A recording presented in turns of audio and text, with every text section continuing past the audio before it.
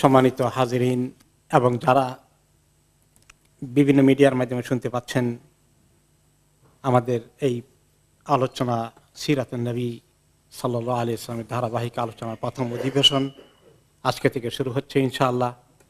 প্রতি বৃহস্পতিবার লন্ডনের এশা টাইমের পরে উইন্টার টাইমে শুরু হবে এই সিরাতুন নবীর ধারাবাহিক আলোচনা। আমরা প্রথমেই একটা প্রশ্ন আমাদের কাছে আসে যে সিরাতুন নবীর আলোচনা শোনা, আলোচনা করা, এর গুরুত্ব কতটুকু, এর প্রয়োজনীয়তা কতটুকু। কিছুদিন আগে থেকে পরামর্শ আসছিল, কিছু ভাই চিন্তা করছিলেন যে কোরআনে পাকের তাফসির আমরা শুনে আসছি, কালামুল্লাহ, যেটা আমাদেরকে আল্লাহ তাআলা হেদায়েতের জন্য পাঠিয়েছেন। এখন যার উপরে এই কোরআন অবতীর্ণ হয়েছে, নাজিল হয়েছে, যিনি এই কোরআনকে নিজের জীবনে প্রয়োগ করেছেন এবং আল্লাহর জমিনে বাস্তবায়ন করেছেন, সারা দুনিয়ার মানুষের কাছে পৌঁছে দিয়েছেন, বাল্লাগাহু আল বালাগ আল মুবিন, তার জীবনের উপরে আমরা কিছু আলোচনা শুনি। আমরা যদিও লেখাপড়া করেছি, বিশ্বনবী পড়েছি, কেউ আর রাহিকুল মাখতুম পড়েছি, বিভিন্ন সিরাতে পাকের কিতাব পড়েছি, কিন্তু ধারাবাহিক আলোচনা গোটা জিন্দেগি নিয়ে দীর্ঘ সময়ব্যাপী এভাবে বাংলা ভাষায় হয়েছে বলেই হয়তোবা জানা নেই। কোরআনে তাফসির হয়তো কোনো কোনো জায়গায় হয়েছে। এখান থেকে ভাইরা পরামর্শ দিয়েছেন এবং আমার কাছে প্রস্তাবটি, পরামর্শটি অত্যন্ত গুরুত্বপূর্ণ মনে হলো যে সত্যিই তো যাকে আল্লাহ তাআলা আমাদের সবচেয়ে বড় শিক্ষক করে পাঠিয়েছেন, তার কাছ থেকে আমাদের, তার জীবন থেকে আমাদের অনেক কিছু শিখার রয়েছে। আল্লাহ রাব্বুল আলামিন তার উপলক্ষে বলেছেন, বাদ আউযু বিল্লাহি মিনাশ শাইতানির রাজীম, লাকাদ কানা লাকুম ফি রাসূলিল্লাহি উসওয়াতুন হাসানাহ, নিশ্চয়ই তোমাদের জন্য রয়েছে আল্লাহর নবীর, আল্লাহ রাসূলের জিন্দেগিতে উত্তম আদর্শ। লিমান কানা ইয়ারজুল্লাহ ওয়াল ইয়াউমাল আখির, যে ব্যক্তি চায় আল্লাহকে পেতে, আল্লাহর সন্তুষ্টি অর্জন করতে এবং আখিরাতকে পেতে চায়, আখিরাতের নাজাত পেতে চায়। ওয়া যাকারাল্লাহ কাসীরা, যে ব্যক্তি আল্লাহ তাআলাকে বেশি বেশি করে ইয়াদ করতে চায়, স্মরণ করতে চায়, তাদের জন্য নবী করিম সাল্লাল্লাহু আলাইহি ওয়াসাল্লামের জীবনে রয়েছে উত্তম দৃষ্টান্ত। তিনি আরো বলেছেন, ওয়া ইন্নাকা লাআলা খুলুকিন আযীম, হে নবী, আপনি অত্যন্ত মহান চরিত্রের উপরে প্রতিষ্ঠিত হয়ে আছেন, আপনার জীবন অত্যন্ত মহান, মহৎ চরিত্রের উপরে আপনি দণ্ডায়মান। আল্লাহ তাআলা আরো বলেছেন, হুয়াল্লাযী বাআসা ফিল উম্মিয়িনা রাসূলাম মিনহুম ইয়াতলু আলাইহিম আয়াতিহি ওয়া ইউযাক্কিহিম ওয়া ইউআল্লিমুহুমুল কিতাবা ওয়াল হিকমা ওয়া ইন কানু মিন ক্বাবলু লাফি দালালিম মুবিন। সে আল্লাহ মহান সত্তা, যিনি অশিক্ষিত বাণী, যারা লেখাপড়া করেনি, নিরক্ষর জাতির কাছে পাঠিয়েছেন, তাদের মধ্য থেকেই একজন রাসূল, যিনি তাদের প্রতি আল্লাহর আয়াতকে তেলাওয়াত করে শোনান, পৌঁছিয়ে দেন এবং তাদেরকে পবিত্রতা অর্জন করিয়ে দেন, আত্মশুদ্ধি করিয়ে দেন এবং তিনি তাদেরকে কিতাব শিখিয়ে দেন, কিতাবের জ্ঞান দান করেন এবং হেকমা, হেকমার অর্থ শুধু বুদ্ধিমত্তা নয়, হেকমার প্রধান অর্থ হচ্ছে সুন্নাহ, তাদেরকে তিনি শেখান, জ্ঞান শিখান। এর আগে যদিও তারা সুস্পষ্ট গোমরাহিতে, পথভ্রষ্টতায় লিপ্ত ছিল। আমরা রাসূলুল্লাহ সাল্লাল্লাহু আলাইহি ওয়াসাল্লামের জীবনের খুঁটিনাটি অনেক কিছু আমাদেরকে জানতে হবে, কারণ তিনি হচ্ছেন আমাদের রোল মডেল। তিনি কোন কাজটি কিভাবে করেছেন, শুধু আল্লাহর ইবাদত কিভাবে করেছেন তা নয়, দুনিয়ার প্রত্যেকটি কাজকে তিনি কিভাবে সম্পন্ন করেছেন। ব্যক্তি জীবন, পারিবারিক জীবন, স্বামী স্ত্রীর সম্পর্ক, পিতা হিসেবে সন্তানদের প্রতি দায়িত্ব পালন, নাতি নাতিনের প্রতি দায়িত্ব পালন, ব্যবসা করেছেন, সৎ ব্যবসায়ী কিভাবে হওয়া যায়, তিনি মানুষের সঙ্গে আচার ব্যবহার, লেনদেন, যারা মহব্বতের লোক তাদের সঙ্গে কেমন আচরণ করেছেন, যারা তার সঙ্গে দুশ্মনী করে, হিংসা করে, তাদের সঙ্গে কিভাবে আচরণ করেছেন, সমস্ত আদাব, আখলাক, এসব কিছু আমাদের জন্য অনুকরণীয় দৃষ্টান্ত। সব কিছুর মধ্যে আমাদের জন্য শিক্ষা রয়েছে এবং সবগুলোকে যদি ভালো করে আমরা জানতে পারি, তাহলে ওনাকে আমরা পরিপূর্ণভাবে অনুসরণ করতে পারব। আমরা যদি জানতেই না পারি কোন কাজটা কেমনে তিনি করেছেন, তাহলে আমরা কিভাবে ওনাকে অনুসরণ করব? এই জন্য জানতে হবে। আল্লাহ তাআলা কোরআনে পাকে বলেছেন, কুল ইন কুনতুম তুহিব্বুনাল্লাহা ফাত্তাবিউনি, আপনি বলে দিন, যদি তোমরা সত্যি আল্লাহকে মহব্বত করো, আল্লাহকে পেতে চাও, আল্লাহর ভালোবাসা অর্জন করতে চাও, তাহলে আমাকে অনুসরণ করো। ইউহিব্বুকুমুল্লাহ, তাহলে আল্লাহ তাআলা সত্যি তোমাদেরকে ভালোবাসবেন, তোমাদেরকে মহব্বত করবেন। ওয়া ইয়াগফির লাকুম যুনুবাকুম, এবং তোমাদের গুনাহগুলোকে ক্ষমা করে দেবেন। তাহলে নবী করিম সাল্লাল্লাহু আলাইহি সাল্লামকে অনুসরণ করাই হচ্ছে প্রকৃত আল্লাহর ভালোবাসা এবং আল্লাহ নবীকে ভালোবাসা। এবং রাসূলুল্লাহ সাল্লাল্লাহু আলাইহি সাল্লামকে ভালোবাসতে পারা, ভালোবাসাটা অর্জন করা একটা বিরাট একটা নিয়ামত। ওনাকে ভালোবাসলে খুব ফায়দা আছে, কিন্তু আমি কি ওনাকে সবচেয়ে বেশি ভালোবাসতে পারি? এটা তো একটা প্রশ্ন চলে আসে। তিনি হাদিসে বলেছেন কি, লা ইউমিনু আহাদুকুম হাত্তা আকুনা আহাব্বা ইলাইহি মিন ওয়ালাদিহি ওয়া ওয়ালিদিহি ওয়ান নাসি আজমাইন, তোমাদের কেউ পরিপূর্ণ মুমিন হতে পারে না, পরিপূর্ণ মুমিন হতে পারবে না, কোনো ভালো মুমিন হতে পারবে না, যতক্ষণ না আমি তার কাছে, তার পিতা মাতা, তার সন্তান সন্ততি, সমস্ত মানুষ থেকে সবচেয়ে বেশি প্রিয় না হই, সবচেয়ে বেশি মহব্বতের না হই, ততক্ষণ পর্যন্ত তোমরা ভালো মুমিন হতে পারবে না। এখন আমরা কি আসলে ওনাকে এরকম মহব্বত করি? আমাদের ছেলে মেয়েকে যেভাবে মহব্বত করি, স্ত্রী স্বামী একে অপরকে যেভাবে মহব্বত করি, পিতামাতা, সবচেয়ে বেশি কি ওনার মহব্বতটা আছে কিনা, এটাও তো একটা চিন্তার বিষয়, প্রশ্ন আছে। আমরা ওই লেভেলে পৌঁছেছি কিনা, কিভাবে ওই লেভেলে অর্জন করা যায়? এই জন্য সিরাতে পাকের আলোচনা শুনলে এবং এগুলো জানতে পারলে হয়তো আমাদের ওনার ব্যাপারে আরো ধারণা সুন্দর হবে এবং ওনার প্রতি মহব্বত আরো বাড়তে থাকবে ইনশাআল্লাহ। সে নিয়তেই আমরা এই আলোচনা সূত্রপাত করেছি। এরপরে হচ্ছে তার জীবনটা আমাদের সব কাজগুলোই আদর্শ। তারাকতু ফীকুম আমরাইন লা ইন তামাসসাকতুম বিহিমা লান তাদিল্লু আবাদা কিতাবুল্লাহি সুন্নাতু রাসূলিহি। তিনি আরো বলেছেন যে আমি তোমাদের জন্য দুটো জিনিস রেখে গেলাম, আল্লাহর কিতাব এবং আমার সুন্নাহ। ওনার সুন্নাহ আমার জীবন আদর্শ, জীবনের কাজগুলোই সুন্নাহ। এই দুটোকে যদি তোমরা আঁকড়ে ধরো, তাহলে তোমরা কখনো পথভ্রষ্ট হবে না, বিভ্রান্ত হবে না, গোমরাহ হবে না। কাজে কোরআন যেভাবে বুঝার চেষ্টা করছি আমরা, সেভাবে ওনার সুন্নতকে, ওনার জীবন আদর্শকে আমাদেরকে বুঝতে হবে। তাহলে কোরআন বুঝতে হলো আসলে সিরাতে পাক লাগবে। কোন সময় আয়াতটা নাজিল হয়েছিল, ওই সময় রাসূলুল্লাহ সাল্লাল্লাহু আলাইহি ওয়াসাল্লাম কি করেছিলেন, কোন প্রেক্ষিতে নাজিল হয়েছে, সিরাতে পাকের সঙ্গে অনেকগুলো যুক্ত হয়ে আছে। এখন সিরাতে পাকের আলোচনার মধ্যে এই গুরুত্ব আমরা শুনলাম। এবার আমরা আসি, এখন ওনার জীবনী কবে থেকে শুরু হয়ে যায়, জন্ম থেকে মৃত্যু পর্যন্ত ওনার জীবনী। কিন্তু জন্মের আগে অনেক বিষয় আছে, ঐতিহাসিক প্রেক্ষাপট, অনেক ব্যাকগ্রাউন্ড জানা দরকার আছে।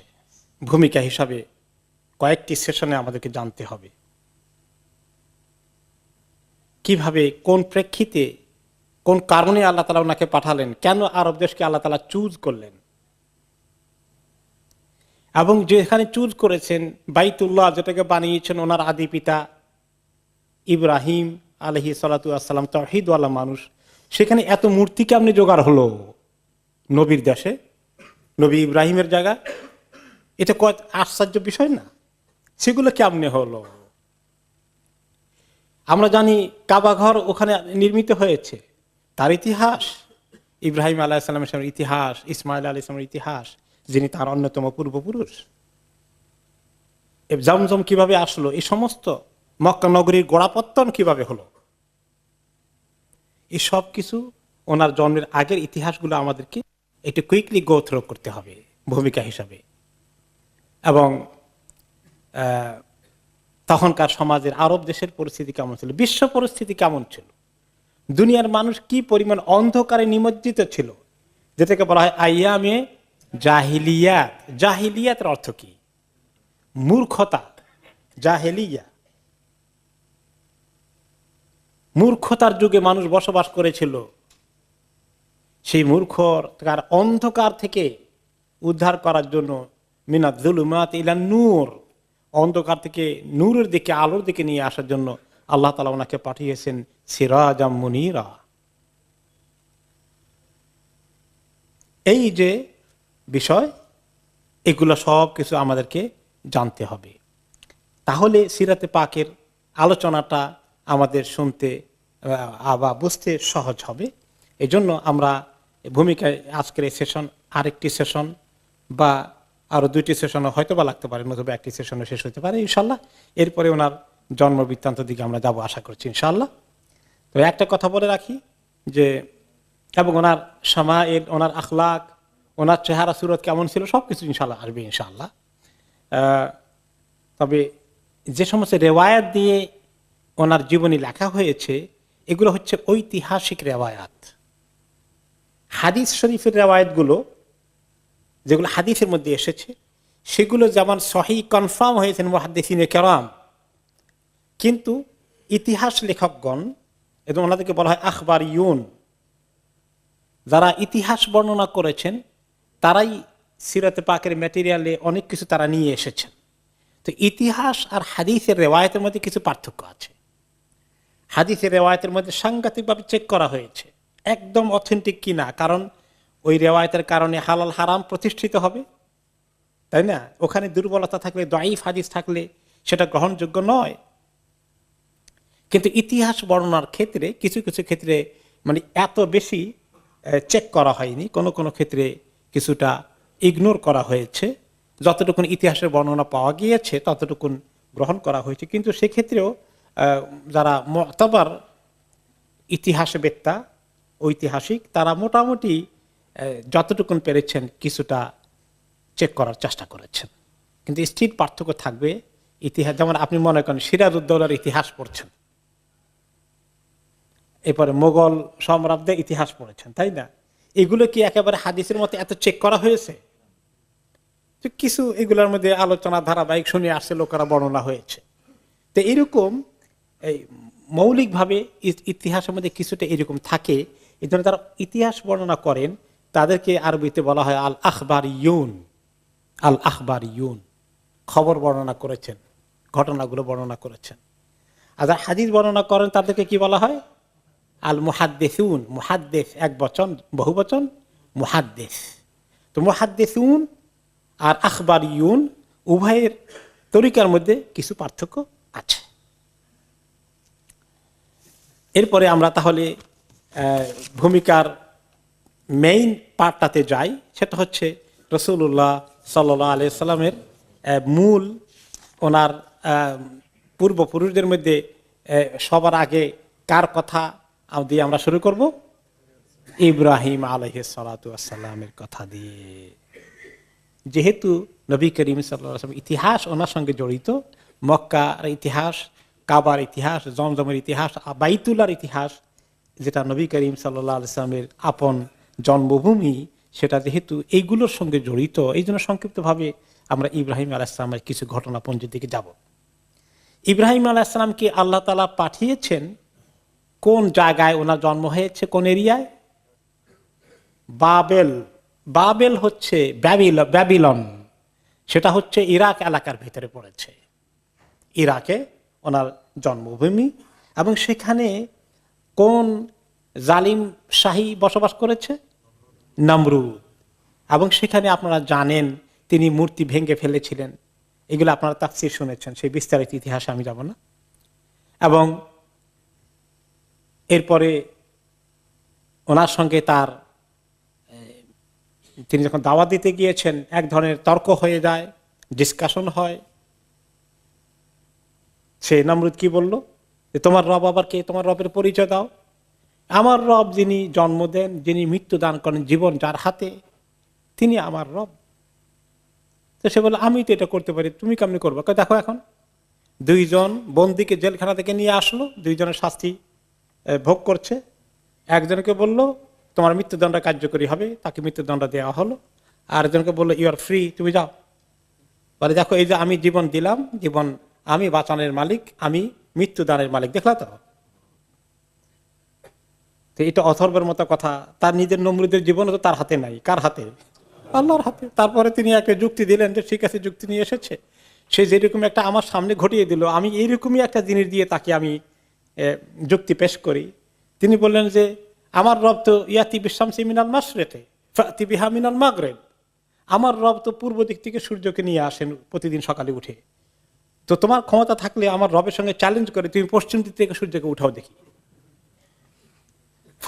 ফাবুহিত আল্লাযী কাফার, তখন যে কুফরি করেছিল কাফের আর কোনো শব্দ নেই, আর কোনো কথা নেই, সে নিশ্চুপ হয়ে গেল, সে পরাজিত হয়ে গেল, কোনো লাজবাব হয়ে গেল, এর কোনো জবাব দিতে পারলো না। তারপরে কি ছাড়ে, এরপরে তো মূর্তি তারা ইবাদত করতে যখন বের হলো, তিনি মূর্তিগুলাকে ভেঙে ফেললেন, এবং পরবর্তী পরে তারা যখন বের করলো তিনি ভেঙেছেন, তখন তারা ওনার বিচার সাজালো, ওনাকে মৃত্যুদণ্ড দেওয়া হবে। কিভাবে? আগুনের বিশাল কুণ্ডলী জানানো হয়ে গেল,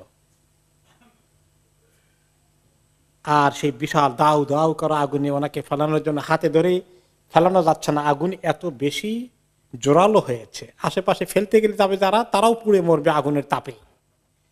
তখন ক্রেইনের মতো কিছু চরকি দিয়ে আবিষ্কার করে ওনাকে থ্রো করা হলো আগুনের মধ্যে, এভাবে থ্রো করা হলো ওয়ালের উপরে দিয়ে, বিরাট ওয়াল করে, বিরাট করে ঘেরাও করে, সেখানে আগুনের বিশাল কুণ্ডলী জানানো হয়েছে। আর ইব্রাহিম আলাইহিস সালাম তখন সেখানে আগুনে জ্বলবেন, পুড়বেন, ছাই হয়ে যাওয়ার কথা, এটাই নরমাল কথা। কিন্তু ইব্রাহিম আলাইহিস সালাম কি ভয়ে কাঁপছেন? না। এমনকি জিবরাইল আলাইহিস সালাম আসলেন, আপনার কোন হেল্প করতে পারি? নবী ইব্রাহিম আলাইহিস সালামের কাছে তিনি কি বললেন? আমার আল্লাহ তো আছেনই, আমার আল্লাহ যেটা ফয়সালা করবেন, তিনি যেটা ভালো মনে করেন তিনি সেটা করবেন, আমি আপনার কাছে সাহায্য চাওয়া দরকার কি? আল্লাহ তাআলা কি বললেন?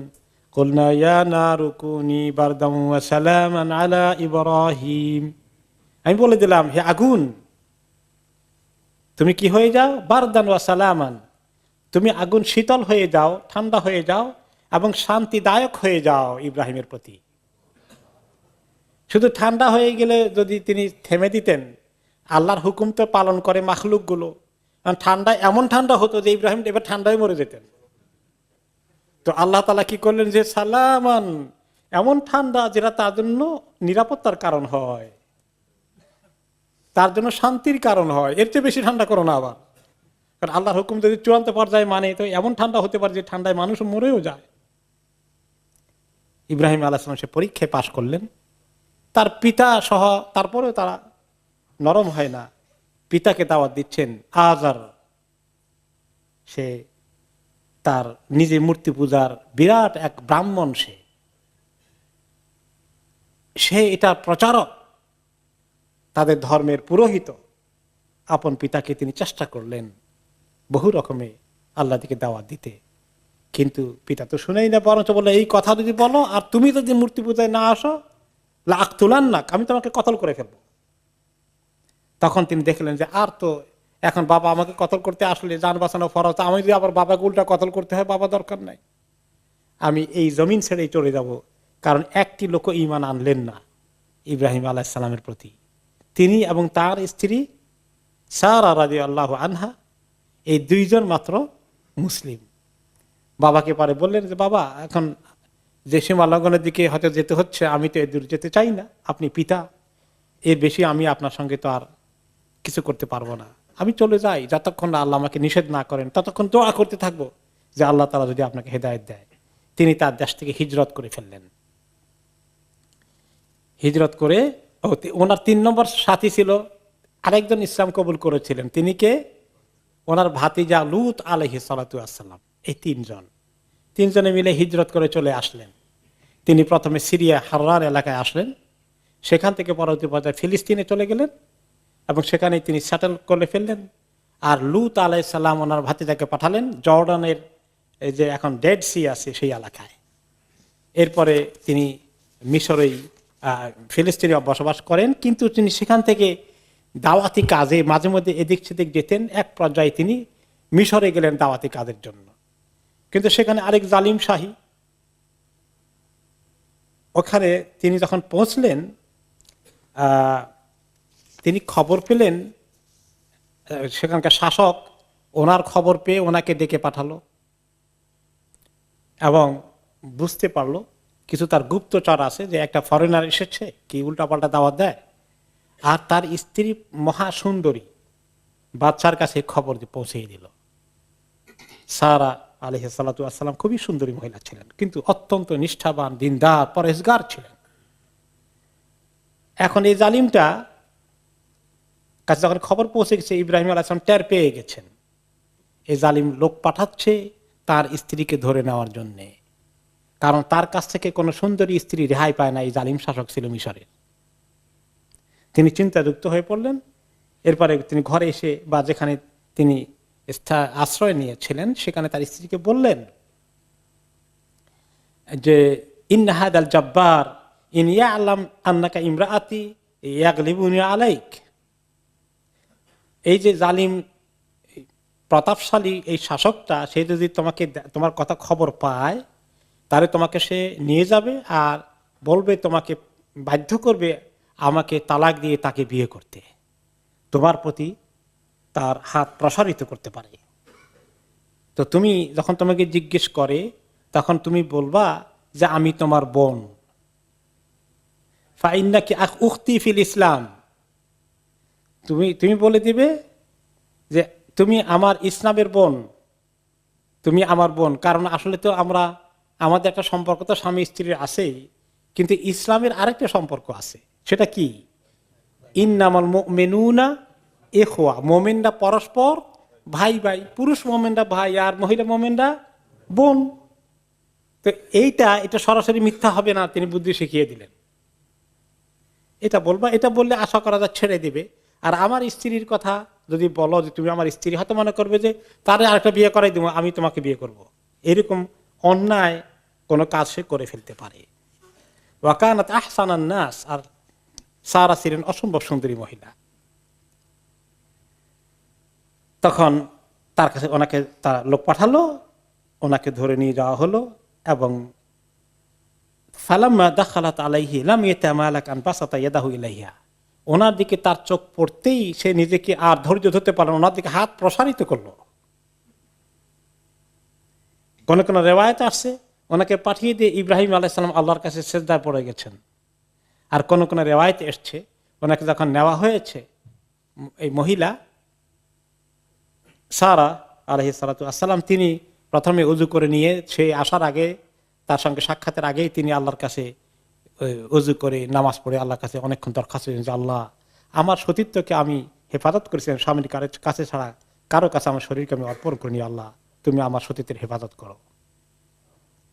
যখন এই দুষ্ট লোকটি তার কাছে হাত প্রসারিত করলো ওনার গায়ে টাচ করার জন্যে, তখন ফাকুবিদাত ইয়াদাহু কবদাতান শাদীদা, তার হাতের মধ্যে আল্লাহ তাআলা এমন ভাবে এরকম করে শক্ত করে দিলেন তার হাতটাকে, আর এমন ব্যথায় এসে গেল, মনে হয় যেন কারেন্টের শক দিলে যেরকম হয়, প্রচন্ড চিৎকার করে উঠল সে। তার এটা এমন ভাবে শক হয়ে গেল এখানে, এটার ব্যথা এখন তার জান যায়, আর হাতকে সে নাড়াচাড়া করতে পারছে না। কবদাতান শাদীদা, শক্ত করে তার হাতকে মনে হয় মুচকে দেওয়ার মতো হয়ে গেল। ফাকাল লাহা উদঈল্লাহা আন ইউতলিকা ইয়াদি ফালাকিল্লাহ আল্লাহ আদুররাক, বলে এখন সে বলে, এই মহিলা তুমি আল্লাহর কাছে দোয়া করো, আল্লাহর কাছে দোয়া করো, আল্লাহ আমার হাতটা ঠিক করে দিক, আল্লাহর কসম আমি তোমাকে কোনো কিছু করব না। তিনি দোয়া করলেন যে আল্লাহ তাকে ছেড়ে দেন। তারপরে হাত ঠিক হওয়ার পরে জালিম আবার হাত বাড়িয়েছে। আবার যখন এরকম তার হাত মানে প্রচন্ড ব্যথা করে হাতকে ধরা হয়েছে, শক্ত করে মুচকি দেওয়ার অবস্থা, চিৎকার করছে, আবার একই কথা বলল, তুমি দোয়া করো আল্লাহর কাছে, আল্লাহ আমার হাতটাকে ঠিক করে দিন, আমি তোমার কোনো ক্ষতি করব না। এইভাবে পরপর 3 বার করলো জালিমটা, কথা রাখলো না। তৃতীয়বার সে টের পেয়েছে যে এটা তো অসম্ভব, তখন সে তার লোকদেরকে ডাকলো, বললো ইন্নাকা ইন্নামা জিতানি বিশাইতান, শয়তান একটাকে নিয়ে আসছো, আমার তো অবস্থা কাহিল, জলদি করে বের করে নিয়ে যাও। এটা কোন কোন রেওয়ায়েতে আসছে, ওকে। আবার কোন কোন রেওয়ায়েতে আসছে যে সহিহ বুখারী রেওয়ায়েতে আসছে, ইব্রাহিম আলাইহিস সালামকে যখন নিয়ে গেল ধরে ওনাকে সহ উনি আসেন, ইব্রাহিমকে আগে নিয়ে গেছেন বাদশাহ, বলে যে ওই মহিলা কে তোমার সাথে? বলে সেটা তো আমার বোন। তো পরে তিনি আবার যখন স্ত্রীর কাছে আসলেন বলছে যে আমি তো বলে দিছি তুমি আমার বোন, খবরদার তুমি আবার উল্টাপাল্টা কিছু বলো না, তুমি আসলে আমার বোন, কারণ দিনই বোন তুমি, আর আমি ছাড়া দুনিয়া আর কোনো মুসলিম নেই, আমরা ইন্নামাল মুমিনুনা ইখওয়াতের মতো। এরপরে তিনি গেলেন, ওনাকে নিয়ে যাওয়া হলো।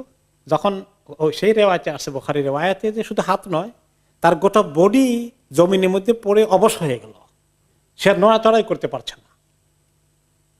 তখন সারা রাদিয়াল্লাহু আনহা আল্লাহ তাআলার কাছে দোয়া করলেন, আল্লাহ এই জালিমকে আপনি যদি হায়াত ফেরত না দেন, তার লোকজন মনে করবে আমি আপনার তাকে বোধহয় মেরেই ফেলছি, পরে তো তারা আমাকে শেষ করে ফেলবে, আল্লাহ আপনি তাকে ফেরত দেন। এভাবে করে করে তো তারপরে শেষ পর্যন্ত উনি মুক্তি পেলেন।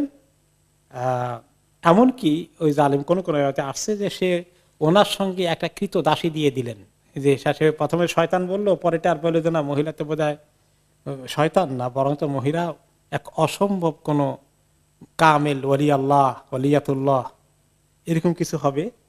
তো তার ভিতরে এরকম একটা রেসপেক্ট চলে আসলো। সর্বশেষে তিনি তাকে তার বাছাই করা একটা কৃত দাসী সাথে দিলেন, যে এই খাদেমা নিয়ে যা তোমার সারা জীবন খেদমত করবে।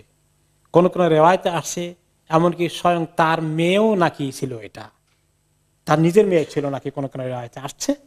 যাই হোক, পরবর্তী পর্যায়ে তিনি তাকে নিয়ে আসলেন। এই হলেন যে কৃতদাসী দান করেছিল, অথবা ওই জালিম বাদশাহের মেয়ে, তার নাম হচ্ছে হাজের, তাকে আমরা হাজেরা বলে, হাজেরা বিবি বলি, আসলে নাম হলো হাজের তার নাম। এখন এই হাজেরকে নিয়ে আসলেন। এরপরে তিনি সেখান থেকে, মিশর থেকে আবার ফিলিস্তিনে চলে আসলেন। ওনার মূল কেন্দ্রভূমি, নবুয়ত প্রচারের কাজ তিনি ফিলিস্তিনে করেছিলেন, সেখানেই তিনি আবার নিয়ে আসলেন। ইতিমধ্যে ওনার এই দাসীকে ওনার বিবি সারা ওনাকে অ্যালাউ করলেন, ওনার মালিকানায় দিয়ে দিলেন। আর ওই জমানায় যদি কেউ কৃত দাসীর মালিক হন, মনিব হন, তাহলে আল্লাহ এটা অ্যালাউ করেছিলেন যে সে তার মতো সঙ্গে স্ত্রীর মতো শারীরিক মিলামিশা করতে পারবে, এবং তিনিই করতে পারবেন, আর কেউ করতে পারবেন না, মানে স্ত্রীর মর্যাদার কাছাকাছি। এইরকম তিনি তার সঙ্গে যখন সম্পর্ক রাখলেন। আর সারা ছিলেন নিঃসন্তান মহিলা, বহুদিন থেকে ওনার সন্তান হচ্ছিল না। আর সেই নিয়তেই সারা চিন্তা করলেন, আমার তো সন্তান হয় না, এই মহিলাকে যদি ওনার সঙ্গে আমি দাম্পত্য জীবনের মতো ব্যবহার করতে অ্যালাউ করি, তাহলে আল্লাহ কোনো সন্তান দিলে তো আমাদের সন্তান হয়ে যাবে। তখনই আল্লাহ তাআলা ওনাকে এই সন্তান দিলেন। তখন বয়স কত? 80 বছর ইব্রাহিম আলাইহিস সালামের বয়স। আল্লাহ তাআলা ওনাকে এই সন্তান দিলেন। সন্তান পাওয়ার পরে এখন সন্তান বড় হচ্ছে। এখন যেটা হয় সতীনের, এই সতীনের সন্তান নাই, ওই সতীনের সন্তান হয়েছে, এখন তো মনে মনে জেলাসি চলে আসলো, একটু হিংসা হিংসা ভাব। এখন দেখা যায় যে উনি আর ওনাকে টলারেট করতে পারেন না, বরদাস্ত করতে পারেন না। দুই সতীনের এখন তুমুল যুদ্ধ শুরু হয়ে যাচ্ছে ঘরের মধ্যে। এদিকে আল্লাহ তাআলারও কিছু মানসা, আল্লাহ তাআলারও কিছু মর্জি আছে, কিছু প্ল্যান পরিকল্পনা আছে।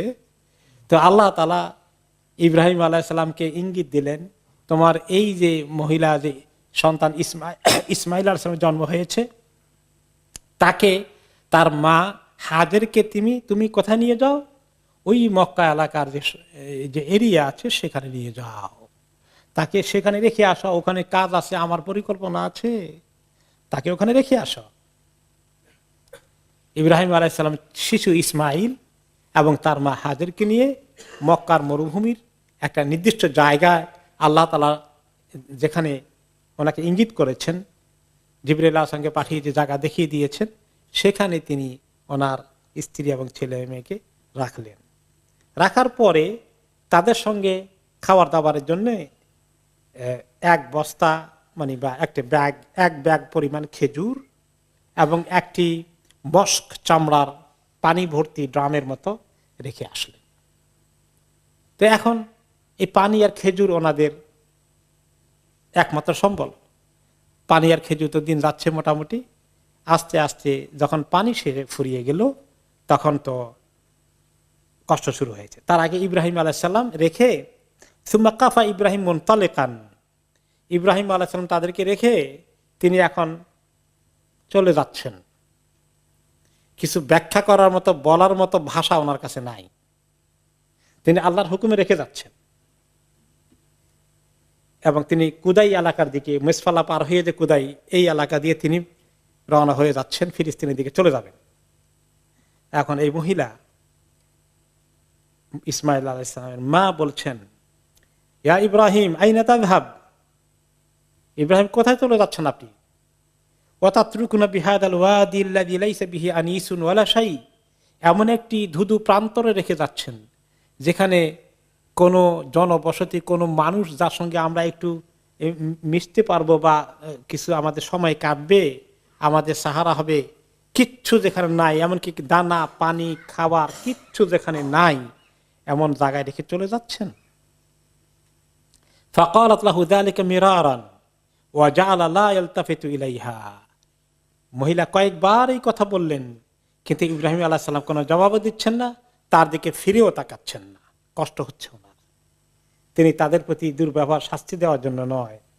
ফাকালাত লাহু, প্রথমে বলেছিলেন কি আমাদেরকে শাস্তি দিয়েছেন, কোন কোন রিওয়ায়াতে আসছে, নাকি আল্লাহর হুকুম? ফাকালাত লাহু আল্লাহু আমারাকা বিহাদা, যে আল্লাহ তাআলা কি আপনাকে এভাবে রেখে যেতে আমাদেরকে হুকুম করেছেন? ক্বালা নাম, তিনি বলেন হ্যাঁ তাই, আমার আল্লাহ এই নির্দেশ দিয়েছেন। ক্বালাত ইযান লা ইউদাইউনা, তখন তিনি বলেন তাহলে আশা করছি আল্লাহ আমাদেরকে হালাক করে দেবেন না, ধ্বংস করে দেবেন না, বরবাদ করবেন না, আমাদের আস্থা আছে আল্লাহর প্রতি। অনেক রিওয়ায়াতে এসেছে ইলামান তাকিলুনা, ইব্রাহিম কার হাতে আমাদেরকে রেখে চলে যাচ্ছেন? ক্বালা ইলাল্লাহ, তখন তিনি জবাব দিয়েছিলেন আল্লাহর কাছে রেখে গেলাম তোমাদেরকে। ফাকালা রাদিতু, ঠিক আছে আল্লাহর কাছে রেখে যান, আল্লাহর হুকুমে ঘটে যায়, আমরা মেনে নিলাম। সুম্মা রাজাত, অতঃপর তিনি আর ওনার পেছনে পেছনে গেলেন না। ইব্রাহিম আলাইহিস সালাম সামনের দিকে যেতে থাকলেন, পিছনে তাকাচ্ছেন না, অনেক কষ্ট হচ্ছে, আদরের সন্তান 80 বছর বয়সে পেয়েছেন, এই সন্তানকে রেখে যেতে হবে এই ধুধু প্রান্তরে, কত কষ্ট ওনার মনে। ওনাদের সামনে কোনো কথাই বলছেন না। অতঃপর যখন তিনি সানিয়া এলাকা পার হয়ে গেলেন, ওনার চোখের দৃষ্টির বাইরে চলে গেল, তখন তিনি ওই যেখানে আল্লাহর ঘর হবে ওই দিকে মুখ করে আল্লাহর কাছে দোয়া করলেন, যে দোয়াটা আল্লাহ তাআলা কোরআনে পাকে উল্লেখ করেছেন, যে দোয়াটি এসেছে সূরা ইব্রাহিমের মধ্যেই,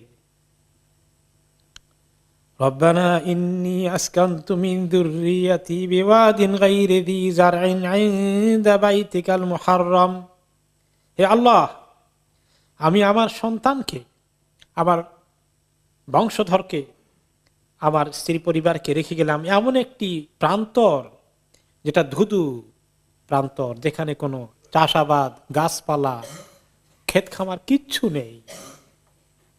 ইনদা বাইতিকাল মুহাররম, আপনার পবিত্র ঘরের কাছে। তখন কি আল্লাহর ঘর তৈরি হয়েছে? হয় নাই তো। তো তিনি বলছেন কেন? বলেন তো কেন বলছেন? ওনাকে আল্লাহ খবর দিয়ে দিয়েছেন, হামুকাল্লাহ, আল্লাহর কি পরিকল্পনা আছে এই এলাকায়, এইখানে একদিন আল্লাহর ঘর নির্মিত হবে। তিনি এটা টের পেয়ে গেছেন, আল্লাহ ওনাকে খবর দিয়ে দিয়েছেন যে আল্লাহ আপনার পবিত্র ঘরের কাছে রেখে গেলাম, যেখানে কোনো খাবার দাবার, কৃষি কার্য কিচ্ছু নেই। রব্বানা লিয়ুকিমুস সালাহ, আল্লাহ যাতে তারা নামাজ কায়েম করে, সন্তানের জন্য তিনি এখানে এবং পরবর্তী বংশধর তারা যেন, যারা এলাকায় থাকে তারা যেন নামাজ কায়েম করে, তারা নামাজ পড়তে থাকে, এখানে যেন তারা এই নামাজের ঘর বানানো হয়, এই ঘরে তারা দেখভাল করে, এক সময় তাদেরকে নামাজি বানান। ফাজআল আফইদাতাম মিনান নাসি তাহওয়ি ইলাইহিম, আর আল্লাহ মানুষের অন্তরকে এভাবে করে দেন, এই যে মানুষের অন্তরে যেন, কিছু লোকের অন্তরে যেন এদের প্রতি মায়া মহব্বত সৃষ্টি হয়ে যায়, কেউ যেন খবর পেয়ে তাদের লুকআপটা করতে চলে আসে আল্লাহ। ওয়ারযুকহুম মিনাস সামারাতি লাআল্লাহুম ইয়াশকুরুন, আর আল্লাহ তাদেরকে ফল ফলাদি থেকে রকমারি ফল ফ্রুটের আপনি রিজিক দান করেন। আল্লাহ আশা করা যায় তারা শুকরগুজার হবে। তাদের জন্য তিনি নামাজের দোয়া করলেন, মানুষদের সমাজ এখানে গড়ে তোলার জন্য দোয়া করলেন, যেন মানুষ চলে আসে, তাদেরকে সঙ্গ দেয়, তাদের প্রতি তাদের টেক কেয়ার করে, এবং সেখানে জন্য আল্লাহ তাআলা রকমারি ফলের রিজিক আল্লাহ তাআলা সাপ্লাই করে দেন। আল্লাহ তাআলা আমরা দোয়া কবুল করেছেন না? তাই করেছেন। সব রকমের ফল এখনো গেলে মক্কায় পাওয়া যায়, যদি আমরা এদেশেও পাই, কিন্তু এখন তো দুনিয়ার সবকিছু সাপ্লাই হওয়া সহজ হয়েছে। কিন্তু ওই সময় কিভাবে সহজ হয়েছিল? তখন তো আর সহজ হওয়ার কথা ছিল না, কিন্তু তিনি অ্যাডভান্স দোয়া করে গেছেন। তিনি তো চলে গেলেন দোয়া করতে করতে আল্লাহর কাছে তাওয়াক্কুল করে। এখন এই পানি তো শেষ, খেজুরের শেষের দিকে, বিশেষ করে পানির অভাবে তো এখন তিনি বসে আল্লাহর কাছে ইন্তজার করছেন কি অবস্থা হবে। কিন্তু তখন দেখছেন যে বেবিটির এখন মুখ শুকিয়ে যাচ্ছে, বেবি এখন কাঁদছে, সমানে কাঁদতে পারে, জিহ্বা আটকে যাচ্ছে। তখন তিনি পেরেশান হয়ে গেলেন, কোথায় যাই? পাশেই ছোট্ট দুটো টিলার মতো পাহাড়, এই দুটোর নাম কি? সাফা এবং মারওয়া। সেখানে গেলেন। এখনকার মতো তো আর না, মোটামুটি উঁচু একটু টিলার মতো ছিল একটা, তারপরে আরেকটা। এই দুটার প্রথমে সাফায় উঠলেন, চতুর্দিকে দেখলেন কোনো জায়গায় পানি দেখা যায় কিনা। আর আরব দেশে পানিতে এভাবে দেখা যাবে না। পানি দেখার লক্ষণ কি? কোন জায়গায় পাখি উড়ে কিনা, জমিনের উপরে পাখি উড়লে নিচে পানি আছে, এরকম কোন জায়গায় দেখা যায় কিনা। দরকার ওদিকে দৌড় দেবেন, কিন্তু কোনো দিকে দেখা যায় না। বা কোনো মানুষ দেখা যায় কিনা, চিৎকার করবেন যে বাবারা আমার একটু শিশু বাচ্চা মরে যাচ্ছে, একটু পানি দাও। সে মানুষ কোনো জায়গায় দেখা যায় কিনা, কিছুই দেখা যায় কিনা, কোনো আলামত দেখা যাচ্ছে না। এরপরে নিচে আবার নেমে দৌড়ে ওই পাহাড়ে গিয়ে দেখি ওখান থেকে কিছু দেখা যায় কিনা। সেখানে গেলেন, আর ওদিকে বাচ্চার দিকে নজর রাখেন যে বাচ্চা কি আছে, পা নড়াচড়া করে কিনা, নাকি মরে গেল, খেয়াল করছেন। আবার যখন নিচে যায়, একটু নিচু জায়গা, যেটা দুই গ্রিন লাইটের মাঝখানে, তখন এটা অনেক একটু নিচু ছিল, এখন তো সমান করে ফেলেছে। ওই নিচু জায়গা গেলে বাচ্চাকে দেখা যায় না, তখন তিনি দৌড়েছেন ওই জায়গার মধ্যে। আবার তিনি মারওয়াতে গিয়ে চতুর্দিকে তাকালেন, কিছুই দেখেন না। আবার আসলেন, আবারও নিচু জায়গায় দৌড়লেন, যে বাচ্চাকে যখন দেখা যায় না। মারওয়াতে সাফাতে উঠে আবার দেখলেন বাচ্চাকে দেখা যায়, নড়াচড়া এখনো করছে। এইভাবে তিনি যখন 7 বার নড়াচড়া করলেন, এরপরে কিছুই দেখতে পেলেন না। তখন তিনি অস্থির হয়ে গেলেন যে আমি এখন বাচ্চার কাছে চলে যাই, আল্লাহ সেই বাচ্চাটা কি অবস্থা, কি আছে না মরে যাচ্ছে, আমি তাকে গিয়ে দেখি। তখন তিনি গেলেন। এরপরে কান্নাহু ইয়াশনাগুলিল মউত, বাচ্চা মনে হয় যেন তার এখন চিৎকার আর তার নিঃশ্বাসের অবস্থা মনে হয় যেন সে মৃত্যুর মুখোমুখি পৌঁছে গেছে। মায়ের জন্য এই সময় কি কষ্ট হতে পারে আপনি চিন্তা করেন। মাদের দুঃখ, নিজের কোলের বাচ্চা যদি এইভাবে কষ্ট পায়, এর চেয়ে বড় দুঃখ তাদের আর কিছু হতে পারে না। তারপরে তিনি বললেন লাউ যাহাবতুল্লাহ আলী ওয়াহিসু আহাদান, তিনি আবার গেলেন। কিন্তু তারপরে তিনি দূর থেকে দেখতে পেলেন এবার যে কিছু একটা যেন আওয়াজ পাওয়া যাচ্ছে। ফাকালাত আগিস ইন কানা ইনদাকা খাইর, কে আওয়াজ দিচ্ছ, কি নড়াচড়া শব্দ পাচ্ছি? তোমার কাছে ভালো কিছু থাকলে, আমি যে বিপদে আছি, ভালো কিছু থাকলে এখন আমাকে খবর দাও, উদ্ধার করার জন্য কিছু তোমার কাছে আছে কিনা। তখন উনি এই জায়গায় যখন আসলেন বাচ্চার কাছে, তখনই দেখেন যে সেখানে কিছু একটা আওয়াজ পাওয়া যাচ্ছে। দেখেন নাই তিনি, কিন্তু আওয়াজ পাচ্ছেন। বলে যে তুমি কে, আওয়াজ পাচ্ছি, নড়াচড়া পাচ্ছি, তোমার কাছে ভালো খবর থাকলে একটু হেল্প করো আমাদেরকে। তারপরে তিনি জমিনের মধ্যে ওনার পাখা দিয়ে একটু সামান্য খোদাই মতো করলেন। আর ওই সময় জমিন থেকে ফাম্বাসাকাল মা, পানি নিচে থেকে পানি উঠে আসলো।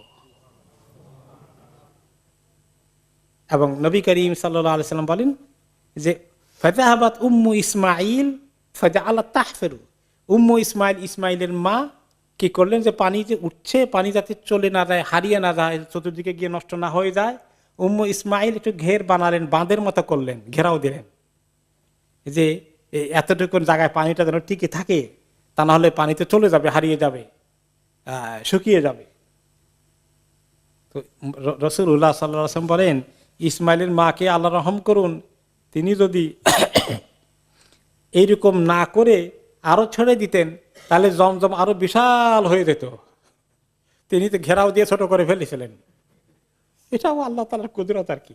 আল্লাহ তাআলা এতটুকুনি চেয়েছেন, লাউ তারাকাত জামজাম আও লাউ তাগরিফ মিনাল মা লাকান জামজাম আইনান মাইনান। তিনি জমজমকে এতটুকু সীমাবদ্ধ না করে ফেললে জমজম বিরাট একটা বড় ঝর্ণা ধারা এবং বড় পানির একটা আধার অনেক বড় হয়ে যেত। এরপরে তিনি পানি নিজে পান করলেন, বাচ্চাকে পান করালেন। এরপরে আলহামদুলিল্লাহ আল্লাহ তাআলা ওনাকে শান্তি দিলেন। এখন তিনি এই অবস্থায় আছেন। আর তখন দেখা গেল যে পানির সন্ধান পেয়ে ওই মুহূর্তেই হয়তো বা না কিছুক্ষণ পরে অথবা পরের দিন, সেটা টাইম এভাবে দিনক্ষণ আসে নাই, যে ওই জায়গা থেকে একটু দূর দিয়ে ইয়ামান থেকে জোরহম কবিলার একটি দল, কারণ কবিলা লোকেরা তখন আরব দেশে তারা সেটেল হতো না এক জায়গায় পার্মানেন্টলি। এখন আমাদের দেশে যাযাবর যারা আছে বেদুইন, আমাদের দেশে কি বলে এদেরকে, বেদেদেরকে বলে, বেদেরা আসলে বেদুইন থেকে আসছে, মানে শব্দটা ওইখান থেকে এসছে। তারা এক জায়গা থেকে আরেক জায়গায় তাদের গরু ছাগল নিয়ে চলে যায়, আর আশেপাশে কোন জায়গায় পানি আছে যখন তারা সফর করতে করতে দেখে যে কোনো জায়গায় পাখি উড়ে কিনা, তখন তারা দেখলো যে অমুক জায়গায় এই জমজমের উপরে পাখি উড়ছে। তখন তারা বেশ দূরে ছিল, একদম পাশে না। তখন তারা সেখান থেকে তাদের একজন বা দুইজনকে পাঠালো যে দাও তো দেখি ওইখানে পাখি উড়ে পানির কোনো সন্ধান আছে কিনা। এই জায়গা দিয়ে তো আমরা অনেকবার আসা যাওয়া করেছি, কোনোদিন তো এখানে পাখি উঠতে দেখিনি, দিস টাইম এবারে পাখি উঠতে দেখা যাচ্ছে, তাহলে তো নিশ্চয়ই পানির সন্ধান আছে কিনা। দুইজনকে পাঠানো হলো, তারা আসলো। এসে তারা দুইজন বলল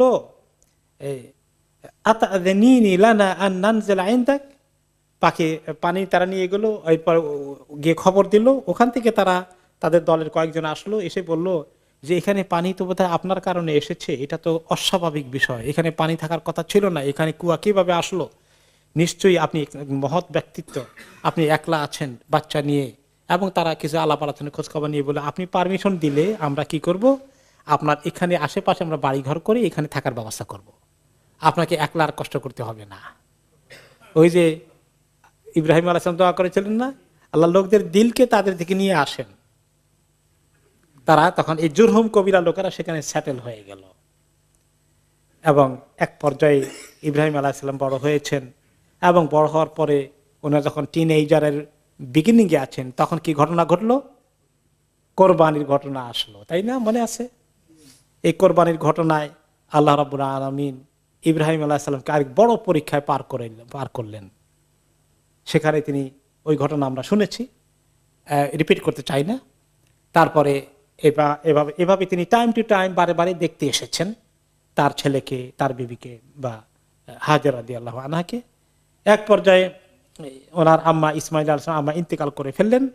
এরপরে ইব্রাহিম আলাইহিস সালাম, ইসমাইল আলাইহিস সালাম বড় হয়েছেন, এবং সেই জুরহুম কবিলা যারা ইয়ামান থেকে এসেছিল, যেখানে সেটেল হয়েছিল ওনাদের পাশে, তারা এক পর্যায়ে তাদের একটা মেয়েকে উনি বালেগ হওয়ার পরে সময় মতো বিয়ে করিয়ে দিলেন। তিনি বিয়ে করলেন, মোটামুটি সংসার চলছে। এবং ইব্রাহিম আলাইহিস সালাম এসেছিলেন বেড়াতে, দেখতে যে তার পরিবার তো তার স্ত্রী ইন্তেকাল করেছেন, আর ছেলেটা আছে কি অবস্থা আছে দেখে আসি, খোঁজ খবর নিতে আসছিলেন। কি হলো? এসে দেখেন যে ইসমাইল বাড়িতে নাই, আছে শুধু তার স্ত্রী। তো তিনি পরিচয় দেন নাই, বললেন যে আমি দূর থেকে আসছি, একজন মানুষ তোমাদের খোঁজ খবর নিতে, তোমরা ভালো আছে কিনা, তোমার স্বামী কই, কোথায় গিয়েছে? বাইরে কাজে গিয়েছে। তো কখন আসবে? আসবে তো এরকম অনেক সময় দেরি হবে। তো তোমাদের সংসার কেমন চলে? ঠিকঠাক আছে সবকিছু? ওকে ওকে তখন বলেন যে ফাকালাত নাহনু বাশার নাহনু ফি দিকনা শিদ্দাহ ফাশাকাত ইলাইহি।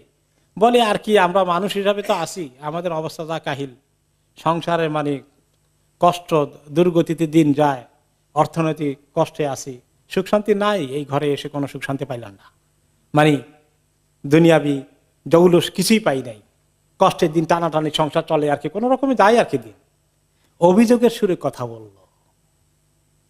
তখন ইব্রাহিম আলাইহিস সালাম বললেন যে তোমার স্বামী আসলে সালাম দিও যে একজন মুরব্বী এসেছিলেন, আপনার সম্পর্কে জিজ্ঞাসা করেছেন, আর জিজ্ঞাসা করেছিলেন যে আমাদের সংসার কেমন যায়, আর তুমি বলে দিও আমি বলছিলাম আনাফি জাহাদিন সিদ্ধা, এই ঘরে ঢুকে এই ঘরে এসে বিয়ে শাদী করে আমি যা মুশকিলে আছি, কত কষ্টের দিন যায়।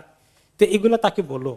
আর বলেও তারপরে ইসমাইল আলাইহিস সালাম ঘরে আসলেন, আসা পরে বললেন, আচ্ছা গন্ধ পাচ্ছি, কার কার কার গন্ধ পাচ্ছি, আচ্ছা আচ্ছা কে আসছিলেন এরকম এরকম চেহারা, ওরে উনি তো আমার বাবা, চলে গেছেন, কি কথা হয়েছে, এই জিজ্ঞাসা করেছে।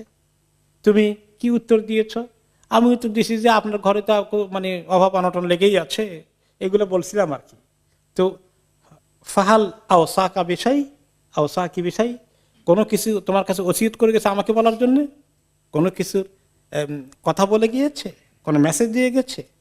কলাত নাম, হ্যাঁ মেসেজ দিয়েছে যে আমারানি আন আকরা আলাইকা সালাম ওয়া ইয়াকুল গায়্যির আতাবাতা বাবিক, আমাকে বলছে যে ছেলে আসলে বা ওই ইসমাইল আসলে তাকে সালাম দিও, আর বলবা যে তোমাদের দরজার চৌকাঠ বদলাতে বলেছে, দরজার চৌকাঠ পাল্টাতে বলেছে।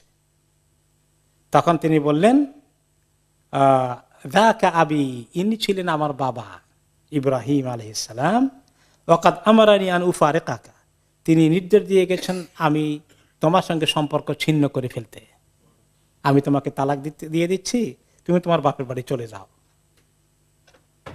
এখন এখান থেকেই অনেকে দলিল নেয় যে ইব্রাহিম আলাইহিস সালাম বলছেন ছেলে ইসমাইলকে তালাক দিতে, কাজে বাবা যখন বলবে ছেলে তার বিবিকে তালাক দিয়ে দিতে হবে, এরকম কথা পাওয়া যায় কিন্তু আমাদের সমাজে, পেয়েছেন? আর যে যে বাবা এই কথা বলে উনি মনে হয় যেন ইব্রাহিম আলাইহিস সালাম আর কি। কোথায় ইব্রাহিম আলাইহিস সালাম, কোথায় আমি আর আপনি, দেখেন তো অবস্থা। ইব্রাহিম আলাইহিস সালাম আল্লাহর নবী, তিনি জানেন এই মহিলার মৌলিক ত্রুটি আছে, তিনি এই ইসমাইল আলাইহিস সালাম নবী হচ্ছেন, নবীর স্ত্রী হওয়ার উপযুক্ত তিনি নন। কাজেই যে নবীকে আল্লাহ তাআলা গাইড করেন ওয়াহি দিয়া, সেই নবীর সঙ্গে আপনি নিজেকে তুলনা করছেন, এটা প্রচন্ড আহাম্মকি ছাড়া কিছু না। খবরদার, পুত্রবতীকে দেখতে পারি না আর বাবা হুকুম দেবে আর ছেলে তার ইবাদত করবে বাবার হুকুম মেনে, দ্যাট ইজ টোটালি রং। ওকে, এরপর তো মহিলা চলে গেলেন, ওয়াতাজাওয়াজা মিনহুম ইমরাতান উখরা, তখন জুরহুম কবিলার লোকেরা তাদের মধ্যে থেকে আরেকজন পাত্রী ঠিক করে বললো যে না এরা তো ভালো মানুষ, ঠিকই আছে, তার বাবা ইব্রাহিম এসেছিলেন, উনি নিশ্চয়ই ভালো কথাই বলেছেন। তারা রাগ গোসা না করে আরেকটি ভালো পাত্রী তারা জোগাড় করে দিল। এরপরে বেশ কিছুদিন পরে আবার ইব্রাহিম আলাইহিস সালাম আসলেন ছেলের সংসার দেখতে, তখন ইসমাইল আলাইহিস সালাম বাড়িতে নেই। বলে তো যে আইনা ইসমাইল, ইসমাইল কোথায়? বলেন যাহাবা ইয়াসির, উনি তো শিকার করতে গিয়েছেন, শিকার করে মানে হরিণ বা এই জাতীয় কোনো কিছু হালাল প্রাণী শিকার করতে গিয়েছেন। কর আল্লাহ তানজিল ফাতুতইম ওয়া তাশরাব, তখন তিনি বললেন তো আপনি বসেন, মুরব্বী কোন জায়গা থেকে আসেন কি সময় তার পরিচয় দেন নাই, তো আপনি বসেন, খাওয়া দাওয়া করেন, একটু রেস্ট নেন। তখন তিনি জিজ্ঞেস করলেন ইব্রাহিম আলাইহিস সালাম, ওমা তো আমুকুম ওমা শারাবুকুম, আমাকে খানা পিনা খাবার খাইতে বললা, পান করতে বললা, মা তোমাদের খাবার কি কি খাও আর পানীয় কি কি কি কি জিনিস পান করো এখানে? ক্বালা তাআমুন আল-লাহম ওয়া শারাবুন আল-মা, আমাদের খাবার হচ্ছে গোশত আর পানীয় হচ্ছে পানি। কারণ ওখানে আর কোনো খাবার নাই, কোনো গম চাষ হয় না, কিচ্ছু হয় না, কোনো কৃষিকাজ মক্কা তখন হতো না, মেইনলি শুধু গোশত খায়, রুটি ছাড়াই গোশত খায়। তখন তিনি দোয়া করলেন, আল্লাহুম্মা বারিক লাহুম ফি তাআমিহিম ওয়া শারাবিহিম, আল্লাহ তাদের এই খাবারের মধ্যে যে গোশত খায় আল্লাহ এটার মধ্যে আল্লাহ আপনি বরকত দান করেন, আর যে তারা পানি খায় আল্লাহ তাআলা এই পানির মধ্যে আপনি বরকত দান করেন। ফাকাল আবুল কাসিম সাল্লাল্লাহু আলাইহি ওয়াসাল্লাম, এই বর্ণনা করতেছিলেন এই হাদিসটি নিজে রাসূলুল্লাহ সাল্লাল্লাহু আলাইহি ওয়াসাল্লাম। তখন তিনি মন্তব্য করলেন রাসূলুল্লাহ সাল্লাল্লাহু আলাইহি ওয়াসাল্লাম ঐতিহাসিক ঘটনা বলার পাশাপাশি বারাকাতু দাওয়াতি ইব্রাহিম, যে এটা ইব্রাহিম আলাইহিস সালামের দোয়ার কারণেই সম্ভব হয়েছে। মক্কা লোকেরা তখন রুটি ছাড়া, ভাত ছাড়া, চাউল ছাড়া, অন্য কিছু ছাড়া শুধু গোশত আর পানি খেয়ে তাদের জিন্দেগি নর্মাল থেকেছে। এটা একমাত্র ইব্রাহিম আলাইহিস সালাম দোয়া করেছিলেন, ওই যে যাওয়ার সময় ফেলে গিয়েছিলেন, ওয়ারযুকহুম, আল্লাহ তাদেরকে রিজিক দান করেন, এবং পরে এসে আবার দোয়া করলেন বারাকাতের। এই কারণে ফাহুমাল লা ইয়াখলু আলাইহিমা আহাদুন বিগাইরি মক্কা ইল্লা লাম ইউআফিকাহ। নবী করিম সাল্লাল্লাহু আলাইহি ওয়াসাল্লাম একটা সায়েন্টিফিক কথা বললেন যে মক্কা ছাড়া আর কোন শহরে কোন লোকজন কোন কওম যদি শুধু গোশত আর পানি খেয়ে জীবন কাটায় তাদের শরীর নরমাল থাকবে না।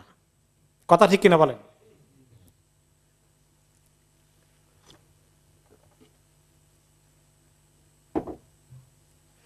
তো এই কথাই ঠিক। তাহলে মক্কার গোশত মধ্যে তিনি দোয়া করে কিন্তু সেটা ইব্রাহিম আলাইহিস সালাম পর্যন্ত টিকে থাকবে না। অনেক ওলামায়ে কেরাম বলেছেন মক্কা শহরে ওখানকার লোকাল গোশত যদি আপনি খান, ছাগল, ভেড়ি অথবা দুম্বা, এগুলোর গোশত এত হার্মফুল হবে না। কারণ ওই যে ইব্রাহিম আলাইহিস সালাম দোয়া করে গেছেন, বারাকাল্লাহু ফি বারাকাল্লাহুম আল্লাহুম্মা বারিক লাহুম ফি তাআমিহিম ওয়া শারাবিহিম। এদের গোশত এই এবং পানির জন্য দোয়া করেছে। এই জন্য মক্কায় হজে ওমরায় গেলে কিছু গোশত খেয়ে নিলে আশা করা যায় কম ক্ষতি হবে। জানি না সাইন্টিফিক্যালি কতটুকু টিকবে, কিন্তু this is the opinion of some scholars. Okay, এরপর নবী করিম সাল্লাল্লাহু আলাইহি ওয়াসাল্লাম বলেন ওয়ালাম ইয়াকুন লাহুম ইয়াউমা ইদিন হাব্বুন, যে ওই সময় মক্কায় কোনো দানা ছিল না। দানা বলতে কোনো বীজ দানা, শস্য দানা, ধান, চাল, গম এইরকম কোনো বীজ জাতীয় কিছু ছিল না। লাউকান আল্লাহুম হাব্বুন দা আলাহুম ফিহি, এরকম কিছু থাকলে তিনি অবশ্য দোয়া মিস করাতেন না, সেটার জন্য দোয়া করতেন। ছিল না, কি দোয়া করবেন? যেগুলো আছে ওগুলোর জন্যই বরকতের দোয়া করেছেন। অতঃপর তিনি জিজ্ঞেস করলেন ওয়াসআলাহা আন আইশিহিম ওয়া হাইয়াতিহিম, তাদের দিন কেমন যাচ্ছে, সংসার কেমন যাচ্ছে, খোঁজ খবর নিলেন। ঠিক আছে মা, তুমি এই ঘরে তোমার সুখ শান্তি আছে কিনা, মোটামুটি তুমি হ্যাপি আছো কিনা? তখন মহিলা বললেন নাহনু বিখাইরিন ওয়া সাআতিন ওয়া আসনাত আলাল্লাহ, বলে আলহামদুলিল্লাহ, অনেক খায়ের মধ্যে আছি, অনেক ভালো অবস্থায় আছি, আমাদের কোনো অভাব অনটন নাই, এবং অনেক আল্লাহ তাআলার প্রশংসা করলেন, অনেক আলহামদুলিল্লাহ অনেকবার বললেন মহিলা। তখন তিনি বললেন যখন তোমার স্বামী আসে বলবা, তাকে সালাম দিবা আর বলবা যে তার ঘরের চৌকার যেন ঠিক মতো রেখে দেয়। ইসমাইল আলাইহিস সালাম যখন আসলেন, হাল আতাকুম মিন আহাদ, কেউ আসছিল নাকি? ওই যে গন্ধটা পান, আসছিল তো এরকম মুরব্বিকে, এরকম এরকম এরকম কি কথা বলেছে, এই কথা বলেছে, তুমি কি বলেছি, তারপরে কি ওসিয়ত করে গেছে, কিছু বলছে আপনাকে বলতে, আপনি ঘরের চৌকা ঠিক আছে রেখে দেওয়ার জন্য। তখন বললেন ওকে, সালাম দেওয়ার পরে এটা বলছে, আচ্ছা আচ্ছা আচ্ছা, যাকা আবি, তিনি আমার পিতা, ওকে, ওয়ান্তিল আতবা, তুমি আমার দরজার চৌকাঠ, ও আমার আনি আন উমসিকাকা, আমাকে বলে দিয়েছেন আমি যেন তোমাকে সুন্দর করে দাম্পত্য জীবনে অটুট রাখি, বজায় রাখি তোমার সাথে। তারপরে তিনি চলে গেলেন। এরপরে আবার আরেকটি সময় আসলো, আরেক সময় আসার পরে বেশ কিছুদিন পরে আবার আসলেন। তখন ইসমাইল আলাইহিস সালাম মোটামুটি সুঠাম দেহের অধিকারী, ওনার কৈশোর পেরিয়ে, যৌবনের পেরিয়ে এবার তিনি মোটামুটি সুস্থ দেহের কর্মী হিসাবে ওনার জীবন গড়ে উঠেছে। এই সময় আসলেন, এসে তখন ইসমাইল আলাইহিস সালাম ইয়ে করছেন, বসে একটা গাছের নিচে বসে বসে ওনার ওই বর্ষা, তীর এগুলাকে ঠিক করছেন, কারণ শিকার করতে যাবেন, ওইটাই মেনলি ওনাদের খাবার দাবারের ইয়ে। এই সময় ওই একটা গাছের নিচে বসে তিনি ঠিক করছিলেন। ইব্রাহিম আলাইহিস সালাম ওইদিকে আসতে তিনি দেখে ফেলেছেন বাবা ছেলেকে, ছেলে বাবাকে উঠে দৌড়িয়ে যেভাবে আলিঙ্গন করা দরকার, মোলাকাত করে আলিঙ্গন করে, হ্যাঁ, তারপরে কথাবার্তা বলে এরপরে ঘরে গেলেন, কথাবার্তা বলেন, খাওয়া দাওয়া করলেন এবং বললেন যে দেখো বাবা ইসমাইল, ইন্নাল্লাহ আমারানি বিআমরিন, আল্লাহ তাআলা আমাকে একটা আরেকটি বড় কাজের হুকুম দিয়েছেন। ক্বালা ফাসনা মা আমারাকা রাব্বুক, আপনার আল্লাহ যে হুকুম দিয়েছেন করে ফেলেন, কোনটা করতে বলেছেন? ক্বালা ওয়া তুঈনুনি, তুমি আমাকে হেল্প করবা, আমাকে সঙ্গ দেবা? ক্বালা উঈনুকা, অবশ্যই আপনাকে সঙ্গ দেব। ক্বালা ফাইন্নাল্লাহ আমারানি আন আবনি হাহুনা বাইতান, আল্লাহ আমাকে ইশারা করে দিয়েছেন এই যে জায়গাটা, ওই জায়গায় আমাকে ঘর বানাতে হবে, আল্লাহর ঘর, বাইতুল্লাহ হবে এখানে। ওকে, এরপরে বাপে বানাবেন ঠিক করলেন। ইসমাইল আলাইহিস সালাম একটু দূরে পাহাড় আছে, যে পাহাড়টা এখন পর্যন্ত শেষ হয়ে গেল, যেটাকে বলা হয় জাবালে মাক্কা, সেটা সম্ভবত এখন নিউ এক্সটেনশন যেটা হয়েছে, কিং আব্দুল্লাহ এক্সটেনশন, ওই জায়গার আশেপাশে। ছোট্ট একটু টিলার মতো, ওখানে স্পেশাল টাইপের পাথর ছিল, সেগুলোকে খণ্ড খণ্ড করে কাঁধে করে নিয়ে আসতেন ইসমাইল আলাইহিস সালাম। আর ওনার বাবা এটাকে ফিট করেছেন। ইব্রাহিমুল কাওয়াইদা মিনাল বাইত ওয়া ইসমাইল, সে কথা আল্লাহ তাআলা কোরআনে পাকে বলেছেন। ইব্রাহিম যখন কাবা ঘরের নির্মাণ কাজের গাঁথনি দিয়ে উঠানো শুরু করে দিয়েছিলেন, আর ইসমাইল মিলে তখন তারা কোন কথা বলেছিলেন? রব্বানা তাকাব্বাল মিন্না ইন্নাকা আনতাস সামিউল আলিম, হে আল্লাহ, আমাদের আপনার এই ঘর বানানোর কাজটাকে আপনি কবুল করে নেন। আল্লাহ, আপনি জানেন আমরা কি বলছি, আর আপনি জানেন আমাদের অন্তরে কি আছে। আমরা এই ঘরের প্রতিষ্ঠাতা হয়ে বড় নেম অ্যান্ড ফেম, এবং আমরা দুনিয়ার মধ্যে আমাদের নাম সবাই উচ্চারণ করবে এমন কোনো আকাঙ্ক্ষা নিয়ে আমরা এখানে আসিনি। আমরা শুধুমাত্র আপনার এই ঘরে নির্মাণ করছি আপনার হুকুম কার্যকরী করার জন্য। সুন্দর একটি ঘর হবে, মানুষ আল্লাহর ইবাদত করবে, এই নিয়তে করছি। আল্লাহ, আপনি আমাদের এই কাজকে কবুল করুন। আমাদের নিয়ত কদ্দুর খাঁটি আছে না কোনো ভেজাল আছে সেটাও তো আল্লাহ আপনি জানেন। কাজে আমরা দরখাস্ত দিচ্ছি, আপনি আমাদেরকে কবুল করেন। এরপরে আসলো যে ইব্রাহিম আলাইহিস সালামের ঘরের কাজ সম্পন্ন হয়ে গেল। এই ঘর কমপ্লিট হওয়ার পরে আল্লাহ তাআলা ওনাকে অর্ডার দিলেন, ওয়াযান বিন্নাসি লিল হাজ্জি ইয়াতুকা রিজালা ওয়া আলা কুল্লি দামিরিন ইয়াতিনা মিন কুল্লি ফাজ্জিন আমিক।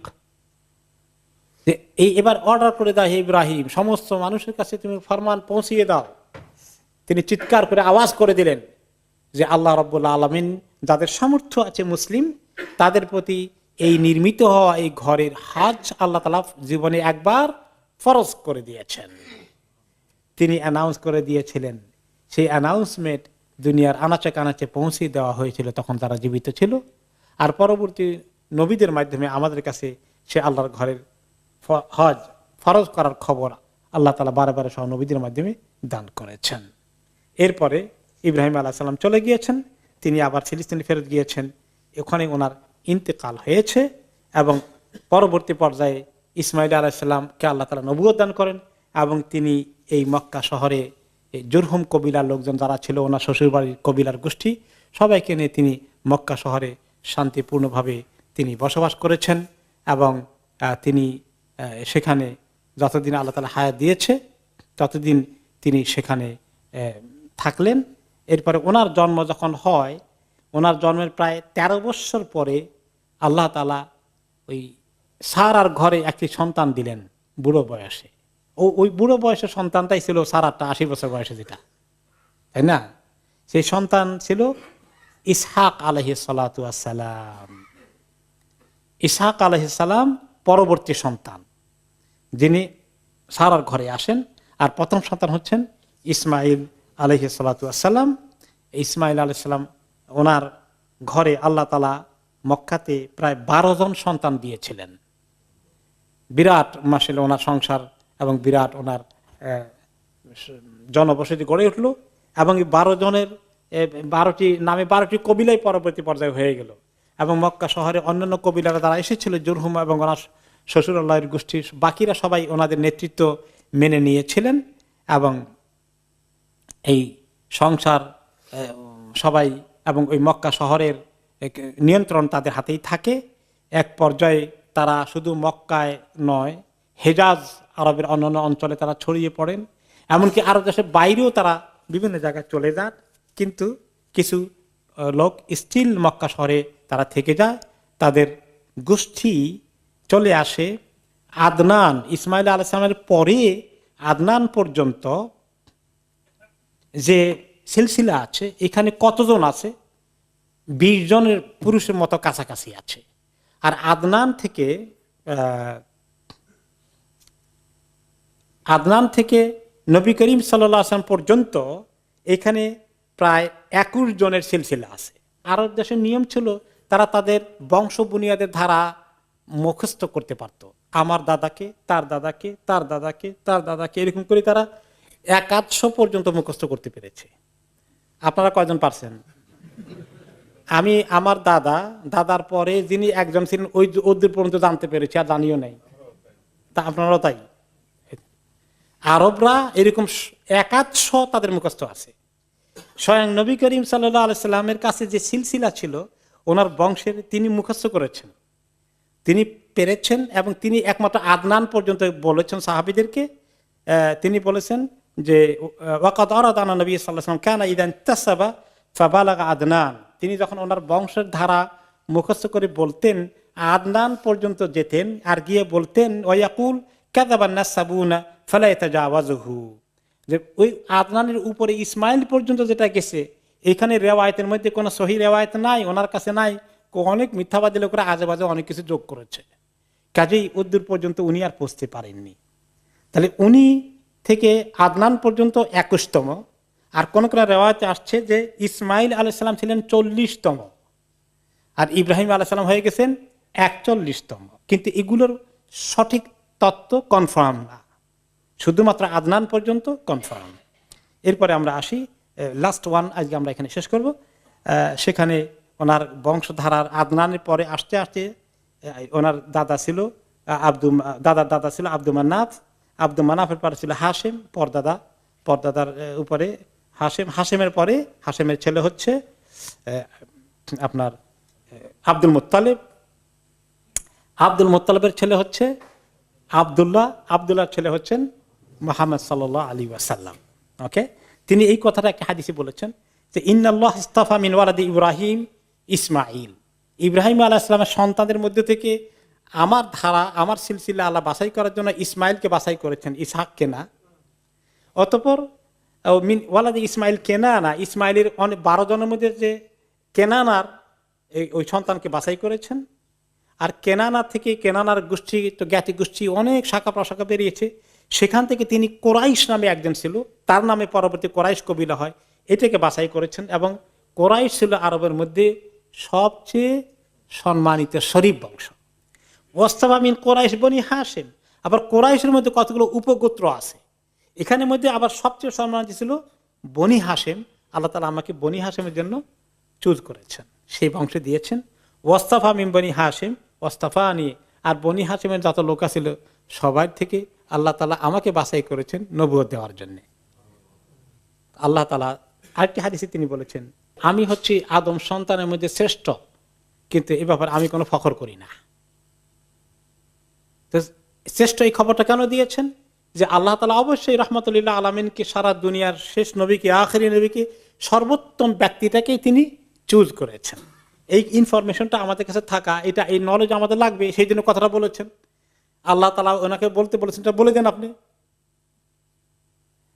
আল্লাহ যেটা বলতে বলেছেন ওটা বলতে না লজ্জা করে বলা বন্ধত্ব করতে পারবেন না, ওইটা বলে আবার বলেছেন মনে রেখো এটা যেন আমি কোনো ফখর করি না, ওয়ালা ফখর। এখানে থাকলো। এরপরে আমরা ইনশাআল্লাহ আজকে এখানে শেষ করে আমাদের ভূমিকার একটা বড় অংশ আমরা কভার করেছি। ইনশাআল্লাহ আগামী সপ্তাহে আমাদের ভূমিকার বাকি অংশ চলতে থাকবে ইনশাআল্লাহ।